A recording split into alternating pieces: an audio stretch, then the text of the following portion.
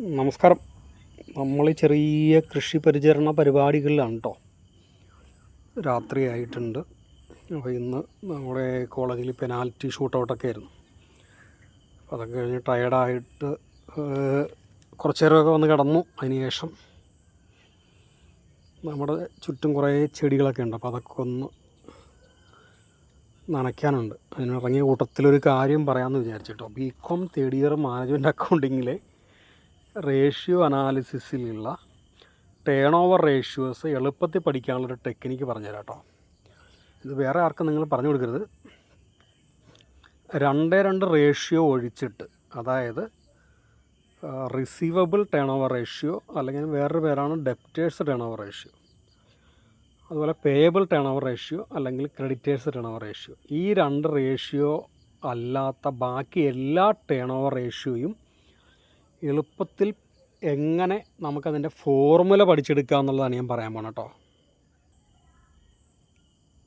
Turn over ratio, ഏത് turnover ratio ചോദിച്ചിട്ടുണ്ടെങ്കിലും അതിൻ്റെ ഫോർമുല നമ്മൾ എഴുതുമ്പോഴത്തേക്കും നമുക്കതിൻ്റെ ന്യൂമറേറ്ററായിട്ട് നമുക്ക് എഴുതാവുന്നത് കോസ്റ്റ് ഓഫ് സെയിൽ, അല്ലെങ്കിൽ കോസ്റ്റ് ഓഫ് ഗുഡ്സ് സോൾഡ്, അല്ലെങ്കിൽ cost of revenue from operation. ഇത് മൂന്നും സെയിമാണ് കേട്ടോ.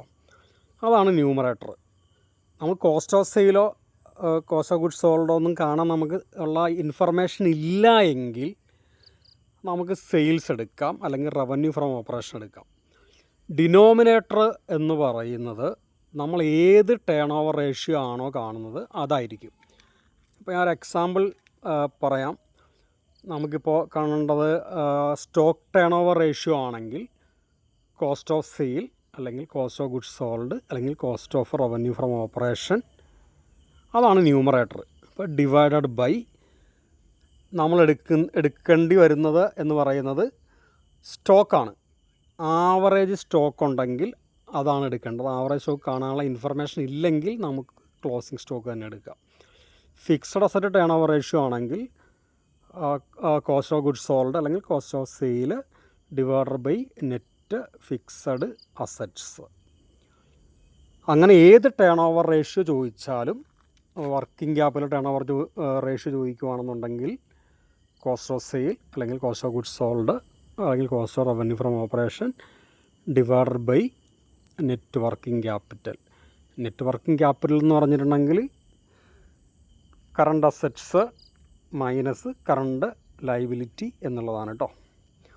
അപ്പോൾ നമ്മളിങ്ങനെ ഈ നടക്കുന്ന വഴിക്കൊക്കെ ഇങ്ങനെ ഈ ക്ലാസ്സിൻ്റെ ഇൻഫർമേഷൻ പറയുന്നത്, ക്ലാസ് എടുക്കുമ്പോഴത്തേക്ക് ഏതാണ്ട് കുറേ ആൾക്കാരൊക്കെ ആബ്സെൻ്റ് ആയിരിക്കും. അവർക്ക് എന്തെങ്കിലും ഗുണം ചെയ്യണമെങ്കിൽ ആവട്ടെ എന്ന് വിചാരിച്ചിട്ടാണ് കേട്ടോ. അപ്പോൾ ഏത് റേഷ്യോ ആണെങ്കിലും ടേൺ ഓവർ റേഷ്യോയിൽ ന്യൂമറേറ്റർ ഒന്നില്ലെങ്കിൽ കോസ്റ്റ് ഓഫ് ഗുഡ്സ് സോൾഡ് ആയിരിക്കും. കോസ്റ്റ് ഓഫ് ഗുഡ്സ് സോൾഡ് കണ്ടുപിടിക്കാൻ പറ്റില്ല എങ്കിൽ നമുക്കവിടെ പകരം സെയിൽസ് എടുക്കാം. ഡിനോമിനേറ്റർ ഏത് ടേൺ ഓവർ റേഷ്യോ ആണോ ആ ഐറ്റത്തിൻ്റെ ആവറേജ് ഇൻഫർമേഷൻ ഉണ്ടെങ്കിൽ അതെടുക്കണം. അതില്ല എന്നുണ്ടെങ്കിൽ നമുക്ക് ബാലൻസ് ഷീറ്റിലുള്ള ക്ലോസിംഗ് ഇൻഫർമേഷൻ വെച്ചിട്ട് ചെയ്യാം കേട്ടോ. Thank you.